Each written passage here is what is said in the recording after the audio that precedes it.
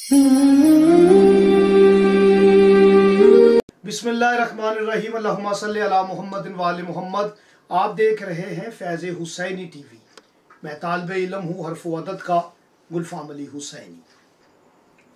सूरा दुखान, ये सूरा मेरे वक्त के इमाम से मंसूब है, कभी मैं इसकी अलग से वजाहत करूँगा।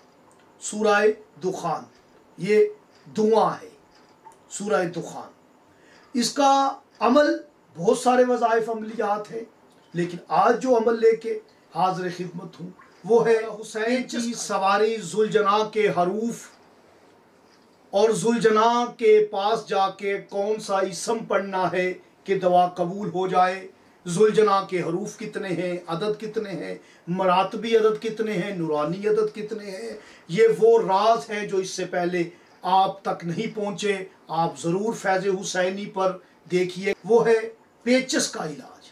अगर आपको पेचस लग जाए, मोशन लग जाए, कोई दवाई, कोई मेडिसिन, कोई आपका देसी नुस्खा असर ना करे, तो आप इस अमल को ज़रूर आजमाएं। आपने कागज़ पर सूरह दुखान लिखनी है और पानी से धोकर उसे पिला दें। इंशाअल्लाह ताला उसके पेट का मसला, पेचस, मोशन, तमाम से उसे मुकम्मल शिफा हो।